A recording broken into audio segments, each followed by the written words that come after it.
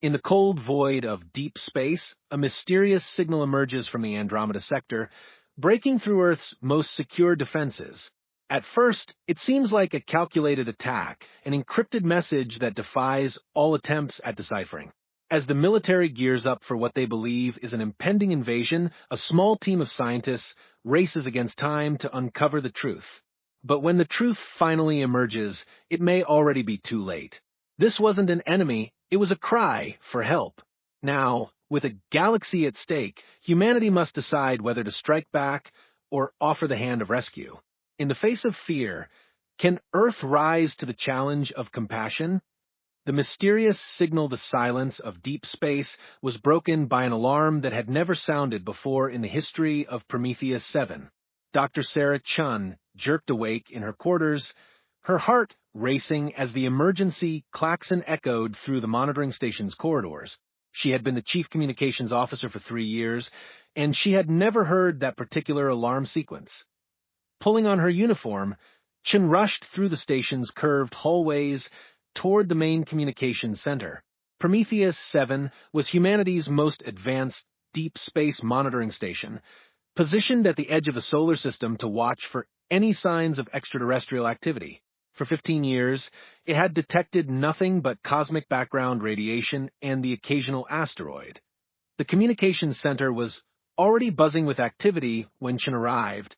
Lieutenant Alex Kim stood at the central console, his face pale as he stared at the displays showing data streams unlike anything in their databases.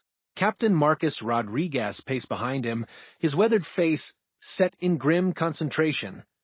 "Report," Chun ordered, sliding into her workstation and pulling up the incoming signal data. What she saw made her breath catch in her throat. "We started receiving this transmission 47 minutes ago," Kim explained, his voice tight with tension. "It came from the Andromeda sector, but that's not the strange part. It punched through our outer detection grid like it wasn't even there." Chen's fingers flew across her keyboard, analyzing the signal's structure. The transmission was incredibly complex, containing mathematical sequences that seemed to pulse with organic rhythm. More disturbing was its power signature. Whatever had sent this signal had technology that made Earth's most advanced systems look primitive. How did it get through our defenses? Rodriguez asked, studying the tactical displays. "Those grids are designed to detect anything larger than a softball coming toward the solar system." "That's what worries me," Kim replied. "This signal didn't just slip through. It actively bypassed every security protocol we have. It's like whoever sent it knew exactly how our systems worked." Chun pulled up the transmission's origin point on the star chart. The signal appeared to be coming from an area of space where no known civilizations existed. The region was over 2.5 million light-years away, which meant whatever had sent this message had unimaginable technological capabilities. "Captain, we need to contact Professor Novak," Chun said. "If this is first contact, we need our best xenolinguist working on it immediately." Rodriguez nodded grimly. "Already done. She's on her way up from the research level. But Chun, I need you to be honest with me. What are the chances this is a friendly hello?" Chun studied the signal patterns flowing across her screens. The mathematical sequences were incredibly sophisticated, showing a level of intelligence that both amazed and terrified her. "I can't say for certain until we decode more of it. But, sir, the complexity suggests we're dealing with a civilization far more advanced than ours." Professor Elena Novak arrived at the communications center 15 minutes later, her silver hair disheveled from sleep, but her eyes sharp with excitement. She was one of Earth's leading experts in theoretical alien communication, though she had never expected to need her skills for actual contact. "Show me what we're dealing with," Novak said, settling at the analysis station next to Chun. The signal data filled multiple screens, showing waves of mathematical information that seemed to flow like living things. Novak's eyes widened as she studied the patterns, her mind racing through decades of theoretical work. "This is extraordinary," she whispered. "The mathematical structure is based on prime number sequences, but they're arranged in patterns I've never seen before. It's like they're using mathematics itself as a language. Kim looked up from his console with growing alarm. Professor, we have a bigger problem. The signal isn't just coming from one source anymore. It's replicating itself across multiple star systems. The main display showed a galaxy map with dozens of blinking lights, each representing a location where the mysterious signal had appeared. The pattern was expanding outward from the original source, spreading across known space like a virus. It's creating a network. Chen realized, her voice filled with dread. Whatever this is, it's establishing communication links across the galaxy. Rodriguez felt his military training kick in. In his experience, when unknown forces began establishing networks around your position, it usually meant one thing: preparation for attack. I need to contact Earth Defense Command immediately. This could be the opening move of an invasion. Wait, Novak said, holding up her hand. Let me analyze more of this signal before we jump to conclusions. There might be another explanation, but Rodriguez was already moving toward the secure communication array. Professor, I respect your expertise, but my job is to protect humanity. If there's even a chance this is hostile, Earth needs to know. As Rodriguez initiated contact with Earth Defense Command, Chen and Novak worked frantically to decode the alien transmission. The mathematical sequences were incredibly complex, but patterns were beginning to emerge. The signal contained what appeared to be star charts, biological data, and something that looked like population statistics. Sarah, look at this, Novak said, pointing to a section of the decoded data. These numbers, they're not random. They're coordinates, but not just spatial ones. There's a temporal element too, like they're marking specific times and locations. Chen studied the coordinates, cross-referencing them with known star systems. Elena, these coordinates correspond to habitable worlds throughout the galaxy, and the temporal markers are all recent, within the last few months. On the main display, Rodriguez's communication with Earth Defense Command was being broadcast to the entire station. Admiral Catherine Morrison's image appeared on the screen, her expression grave as she reviewed the data from Prometheus 7. Captain Rodriguez, based on your report, we're treating this as a potential code red situation, Morrison said. The signal's ability to penetrate our defenses and replicate across multiple systems suggests advanced hostile intent. Admiral, our xenolinguist is still analyzing the transmission, Rodriguez replied. We might be jumping to conclusions. Morrison's expression hardened. Captain, in my 30 years of military service, I've learned that when unknown forces begin establishing networks around your position, you don't wait to see what happens next. I'm authorizing the deployment of Battlefleet Titan to intercept the signal's origin point. Chun felt her heart sink. Battlefleet Titan was humanity's most powerful military force, designed to engage and destroy any threat to Earth. Once those ships launched, there would be no taking back their aggressive posture. Admiral, please, Chen interrupted, speaking directly to the command channel. Give us more time to decode this message. We might be making a terrible mistake. Morrison's gaze shifted to Chen. Doctor, I appreciate your caution, but we cannot risk the safety of humanity on the hope that this is a friendly contact. The fleet launches in 6 hours. The communication ended, leaving the Prometheus 7 crew in stunned silence. In 6 hours, humanity's most advanced warships would be racing toward what might be the galaxy's first peaceful contact with an alien civilization. Novak grabbed Chen's arm. We have to decode this message before the fleet reaches its destination. If I'm right about what I'm seeing in these patterns, we're not dealing with an invasion force. What do you mean? Kim asked, leaning over their workstation. These biological markers in the signal, they're not military statistics. They look like medical data, population counts, and resource requirements. And the star charts aren't showing attack routes. They're showing evacuation corridors. Chun felt a chill run down her spine. Elena, are you saying this isn't a threat? I'm saying this might be a cry for help. Novak replied, her voice filled with urgency. And we might be about to attack the victims instead of the aggressors. The next few hours passed in a blur of frantic analysis. Chun, and Novak worked to decode more of the alien transmission while Kim monitored the expanding signal network. The patterns were becoming clearer, but the mathematical complexity made progress painfully slow. As they worked, updates came in from Earth Defense Command. Battlefleet Titan had launched on schedule, commanded by Admiral James Harrison. The fleet consisted of 12 heavy cruisers and the flagship UES Titan, humanity's most powerful warship. They were equipped with enough firepower to destroy entire star systems. "We're running out of time," Chin said, looking at the chronometer. "The fleet will reach the signal's origin point in 18 hours. Novak pulled up a new section of decoded data. "Sarah, I think I found something. These sequences here, they're not just mathematical. They're linguistic patterns embedded within the mathematics. It's like they're trying to communicate in multiple ways at once." The linguistic patterns were incredibly sophisticated, showing a level of intelligence that surpassed even the mathematical sequences. But more importantly, they seemed to be structured around concepts of distress, urgency, and hope. "They're not threatening us," Novak realized. "They're begging for help." Chin stared at the decoded patterns, seeing the desperate urgency embedded in every mathematical sequence. "Elena, if you're right, then we're about to commit the worst mistake in human history." Kim looked up from his monitoring station. The signal network is still expanding, but it's not moving toward Earth. It's spreading outward from the original source, like they're trying to cast the widest possible net. "A distress call," Chin whispered. "They're sending out a galaxy-wide distress call, hoping someone will answer." Rodriguez, who had been monitoring their work, stepped forward.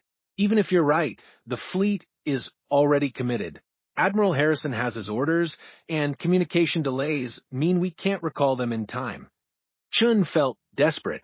They had perhaps discovered the galaxy's first plea for help from an alien civilization, and humanity was responding with its most powerful weapons.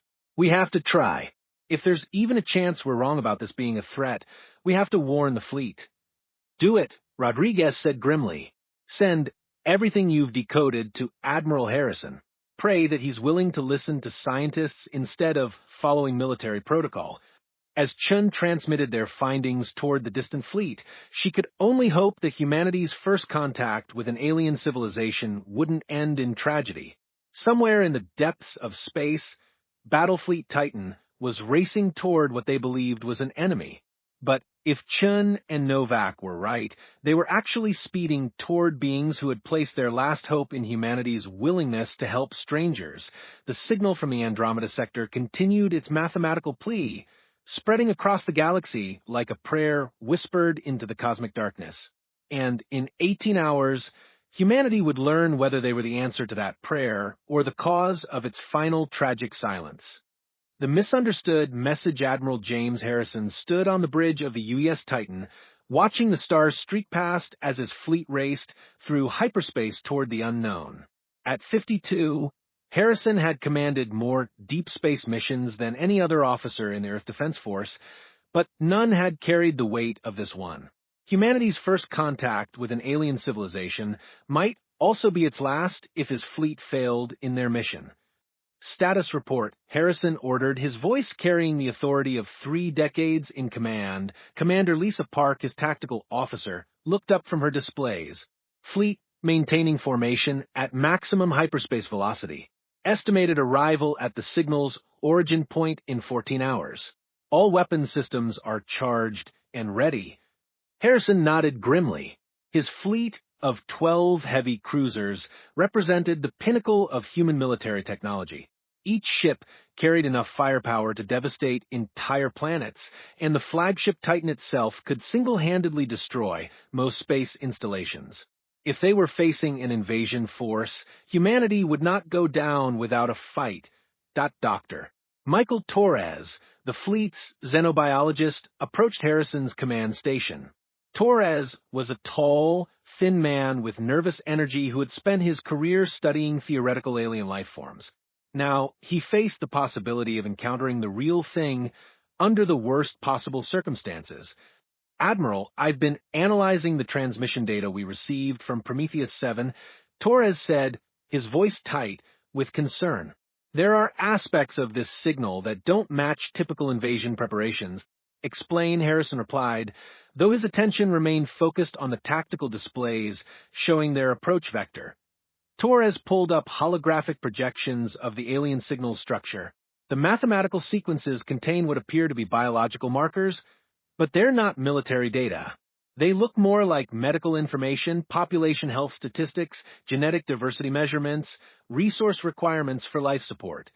Commander Park looked up from her weapons console. Doctor, invasion forces would need exactly that kind of data to plan biological warfare or occupation strategies. That's one interpretation, Torres conceded. But there's another possibility. What if these aren't invasion preparations? What if they're evacuation statistics? Harrison finally turned his full attention to the xenobiologist. Doctor, are you suggesting we're chasing refugees instead of invaders? I'm suggesting we don't have enough information to be certain either way, Torres replied. The signal's complexity suggests incredible intelligence, but intelligence doesn't automatically mean hostility. Before Harrison could respond, the ship's communication officer announced an incoming transmission from Prometheus 7. Admiral, priority message from Dr. Chen's team. They're transmitting new analysis of the alien signal. Put it through, Harrison ordered. Doctor. Sarah Chen's image appeared on the main screen, her face showing the strain of hours of continuous work. Behind her, Professor Novak could be seen hunched over analysis computers, still working frantically to decode the alien message. Admiral Harrison, we've made significant progress in decoding the transmission, Chen began urgently. What we're seeing contradicts the assumption that this is an invasion force. Harrison felt his jaw tighten. Doctor, my fleet is already committed to intercept. Unless you have definitive proof that these aliens are peaceful, we proceed with our mission. Admiral, please listen, Chen pleaded. The mathematical sequences aren't random. They're structured around concepts we're only beginning to understand, but the underlying patterns suggest desperation, not aggression. The coordinates embedded in the signal point to evacuation routes, not attack vectors. Commander Park stepped forward. Dr. Chun, how can you be certain? We're talking about the survival of humanity here. Professor Novak's voice joined the transmission as she looked up from her work. Commander, because the signal is specifically designed to appeal to human mathematical and linguistic principles. These beings studied our broadcasts, our scientific publications, our cultural transmissions. They crafted this message specifically to communicate with humans. Harrison felt a chill run down his spine. Are you saying they targeted Earth specifically? Yes, Chin replied, but not for invasion. Admiral, they chose us because they intercepted our humanitarian mission broadcasts. They've been monitoring our relief efforts, our disaster response operations, our peacekeeping missions. They sent their message to us because they believe humans help others in need. Torres stepped forward, his excitement building. Admiral, this explains the signal's penetration of our defense systems. They weren't trying to bypass our security to attack us. They were ensuring their message reached us by making it impossible to ignore. The bridge fell silent as the implications sank in. If Chun and her team were correct, then humanity's reputation for helping others had reached across the galaxy. An alien civilization facing some unknown catastrophe had bet their survival on human compassion. Admiral Park said quietly, if they're right, we're about to attack the victims instead of the aggressors. Harrison stared at the tactical display showing his fleet's approach vector. In 13 hours, they would drop out of hyperspace prepared for battle. If they were wrong about the aliens' intentions, humanity might face extinction. But if Chin was right, then humanity was about to destroy the very beings who had faith in their capacity for good. Dr. Chun, how certain are you of this analysis? Harrison asked. 90%, Admiral. The linguistic patterns embedded in the mathematics are too sophisticated to be coincidental. These beings are trying to communicate desperation and hope, not threat and conquest. Harrison made the hardest decision of his military career.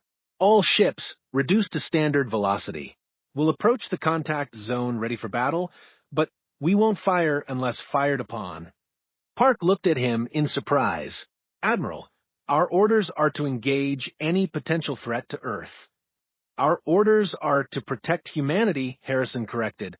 "If these beings are refugees seeking help, then attacking them would make us the very thing we're supposed to protect Earth from." Back on Prometheus 7, Chun and Novak continued their frantic work to decode more of the alien transmission. With each hour that passed, the picture became clearer and more heartbreaking. The mathematical sequences told a story of cosmic disaster, desperate evacuation, and a species placing their final hope in the kindness of strangers. "Sarah, look at this," Novak said, pointing to a new section of decoded data. "These sequences here, they're not just coordinates and population data. They're cultural information. Art, music, literature, everything that defines their civilization." Chin studied the patterns, recognizing them now as desperate attempts to preserve an entire species' heritage. They're not just asking for rescue Elena. They're asking us to help them save their culture, their history, their very identity. Lieutenant Kim looked up from his monitoring station. The signal network is changing. It's no longer expanding randomly. The pattern is focusing, concentrating the transmission toward our solar system. They know we receive their message. Chin realized they're putting everything they have into reaching us. The hours passed with agonizing slowness as Chen's team worked to decode more of the alien transmission while Harrison's fleet approached the contact zone. The mathematical sequences revealed more details about the alien situation. They were fleeing some kind of stellar disaster that had destroyed their home worlds. Millions of survivors were packed into evacuation ships with failing life support systems. "Admiral," Torres reported from the Titan's bridge, "Dr. Chen's latest transmission contains detailed analysis of the aliens' technology. Their ships aren't warships. They're civilian evacuation vessels. The power signatures we detected aren't weapons arrays. They're failing life support systems." Harrison felt the weight of command pressing down on him. If Chin was right, then millions of alien refugees were dying in space while humanity's most powerful fleet raced toward them with weapons charged. "Time to contact zone." Harrison asked. 7 hours, Admiral, the navigation officer reported. Harrison activated the fleet communication channel. "All ships, this is Admiral Harrison. New intelligence suggests we may be approaching refugees rather than invaders. However, we maintain combat readiness until we can confirm their intentions. Remember, our mission is to protect humanity, but we are also representatives of humanity.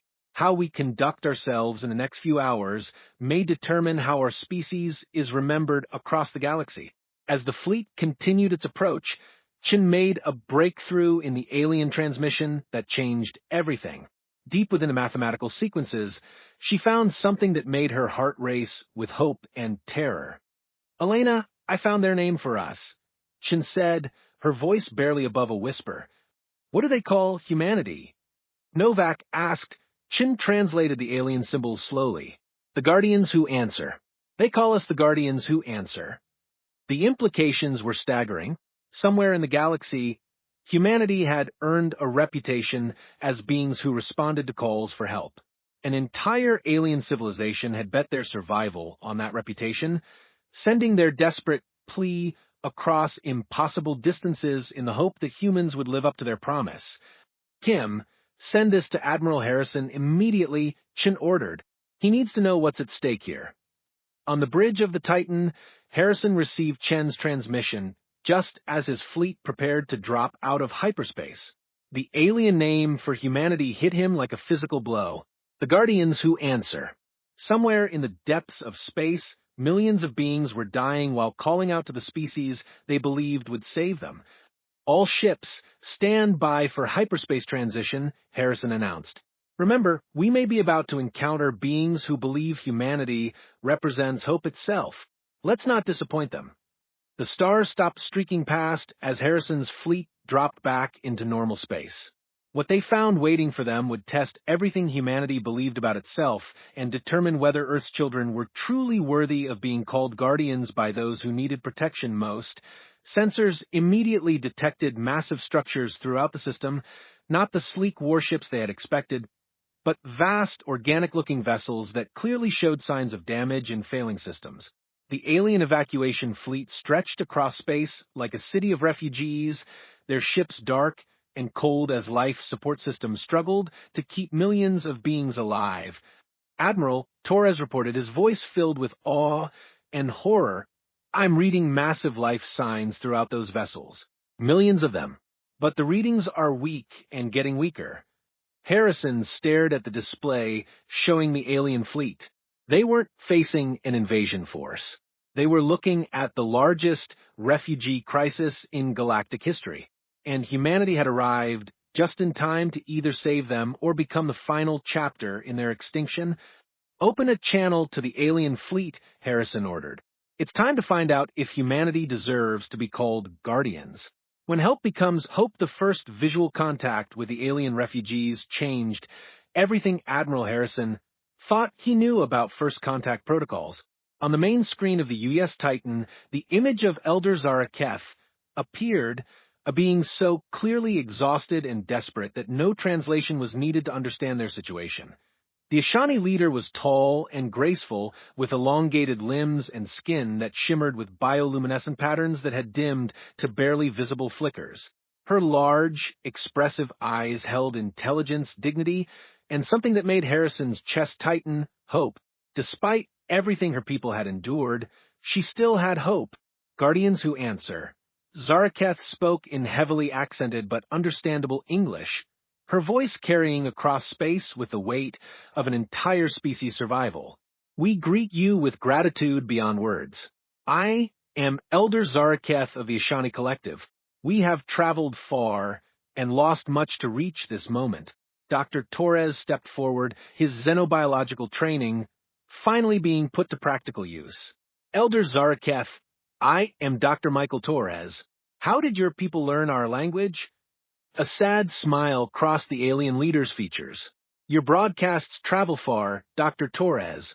For over 50 years, we have studied your transmissions, your scientific journals, your humanitarian missions, your cultural expressions.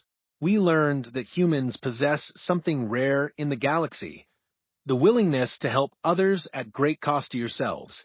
Harrison felt the weight of that statement. "Elder, our sensors indicate millions of life signs throughout your fleet. What happened to your worlds?" Zaraketh's bioluminescent patterns dimmed further, and when she spoke, her voice carried the pain of witnessing the death of entire civilizations. "Our home star began dying 3 years ago. Not the gradual death of old age, but a violent collapse that gave us little warning. We evacuated 17 worlds, saving as many as we could, but our ships were never designed for journeys of this length." Commander Park pulled up tactical displays showing the Ashani vessels. "Admiral, their ships are massive, but they're civilian structures. No weapons, minimal armor, and their power systems are operating at less than 30% efficiency." Dr. Torres was rapidly analyzing the biological data streaming from the alien fleet. "Admiral, their situation is critical. Life support is failing across multiple vessels. Based on their physiology, they need specific atmospheric conditions that their failing systems can no longer maintain." Harrison realized they were looking at a disaster unfolding in real time. "Elder, how many survivors are we talking about?" 47 million souls, Zaraketh replied quietly. "The last of our kind. When our star began its death spiral, we sent scouts to every inhabited system within reach. Most species offered sympathy, but no aid. Some tried to help, but lacked the resources. Others saw us as potential threats to be driven away. But you came to us," Harrison said. "We came to the Guardians who answer because your own broadcasts told us who you are. We studied your response to the Chennai crisis, where you evacuated an entire planet facing ecological collapse. We watched your fleet risk everything to save the Martian colonies during the solar storm of 2387. We saw how humans travel across impossible distances to help others, even when those others cannot help themselves." Torres felt his throat tighten. You based your species' survival on our reputation. We based our species' survival on human nature, Zaraketh corrected. Every transmission we intercepted showed the same pattern. When beings call for help, humans answer. When the odds are impossible, humans find a way. When others would abandon hope, humans create it. Admiral Harrison looked around his bridge at officers who had trained for war, but now faced the galaxy's greatest rescue mission. Elder, what do you need from us? Before Zaraketh could answer, another voice joined the transmission. Dr. Robert Chong, the fleet's emergency medical officer, had been analyzing the Ashanti biological data. Admiral, we have a problem. Their physiology requires atmospheric conditions we can't replicate with our current resources. We need specialized equipment and supplies that would take months to manufacture and transport. Harrison felt his heart sink. After traveling across the galaxy seeking help, would the Ashanti die because humanity lacked the right technology to save them? But Zaraketh's bioluminescent patterns suddenly brightened. Dr. Chong, we did not come to you empty-handed. Our evacuation fleet carries the complete technological archives of 17 civilizations. Manufacturing specifications, scientific discoveries, cultural achievements, everything we could save from our dying worlds. Torres looked up from his analysis console. Admiral, she's right. The data transmissions from their fleet contain technological blueprints that are centuries ahead of our current capabilities. Medical technology, environmental systems, energy production methods we've only theorized about. A fair trade, Zaraketh said, simply, our knowledge for your help. We offer humanity the accumulated wisdom of multiple civilizations in exchange for the chance to survive. Harrison realized they were being offered the greatest technological advancement in human history. But more than that, they were being trusted with the combined heritage of an entire galactic region. The responsibility was overwhelming. Captain Walsh, Harrison called to the commander of the U.S. Mercy, the fleet's hospital ship. Report to the bridge. We're about to attempt the largest medical evacuation in recorded history. Captain Jennifer Walsh arrived within minutes, her medical team already preparing for the unprecedented challenge. Admiral, I've reviewed the Ashanti biological requirements. It's going to require retrofitting our entire fleet to accommodate their needs. Then we retrofit the fleet, Harrison said simply. Elder, we accept your offer. Humanity will help your people survive. The next 48 hours transformed Harrison's battle fleet into the galaxy's largest refugee assistance operation. Using Ashanti technology, human engineers worked around the clock to modify ship atmospheric systems, expand medical facilities, and create living spaces for millions of alien refugees. Dr. Chong found himself working alongside Ashanti medical specialists to understand their unique biology. Their cellular structure is incredible, he reported to Harrison.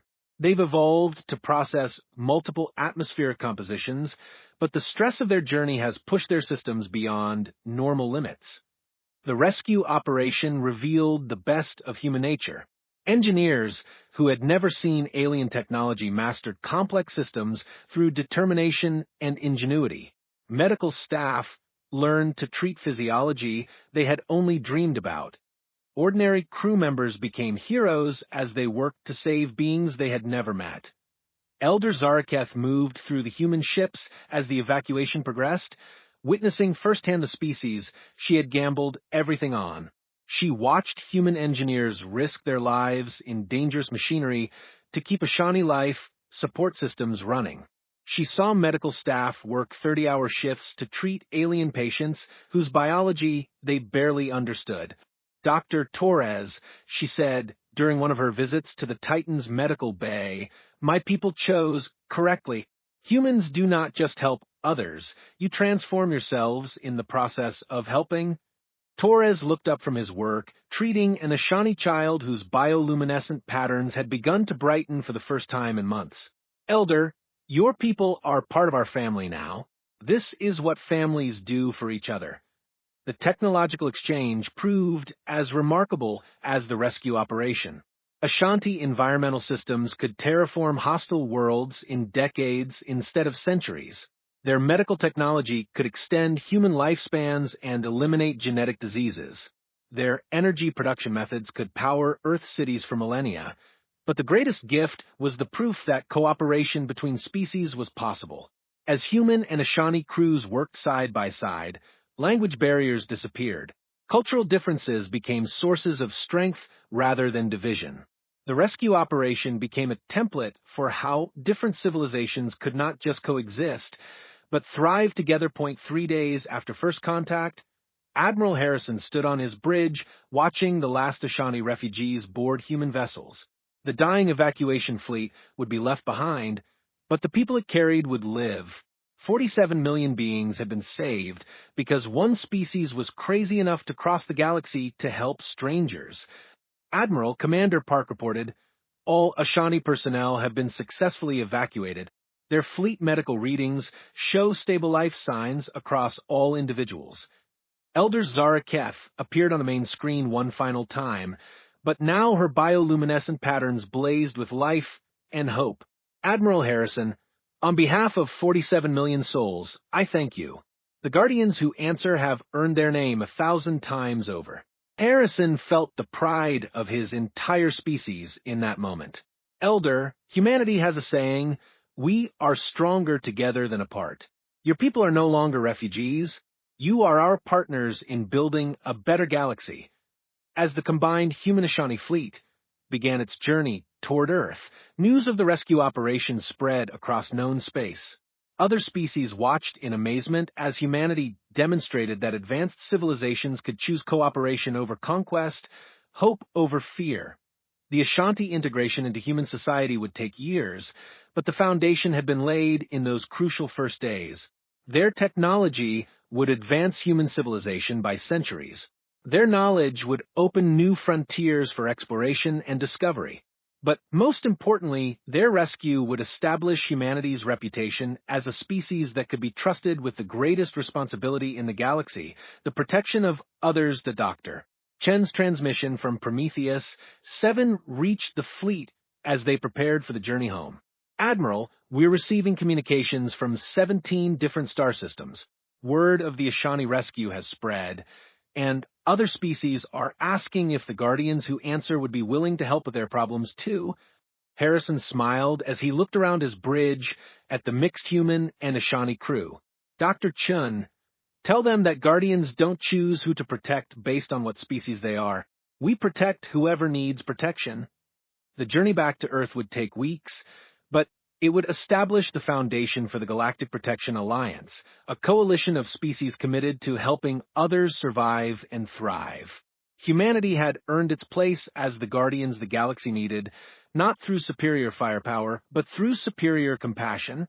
Elder Zaraketha's final words to Admiral Harrison summed up what humanity had accomplished. "You did not just save my people, Admiral. You saved the idea that civilizations can be better than their worst instincts. In a galaxy often ruled by fear and conquest, you chose to be ruled by hope and cooperation. That may be the greatest gift of all." As the stars streamed past on their journey home, Harrison knew that humanity had passed its greatest test. They had been called guardians by those who needed protection, and they had proven worthy of that trust. The galaxy would never be the same, and neither would humanity. They had found their true purpose among the stars, not as conquerors, but as protectors of all who called out for help in the darkness of space.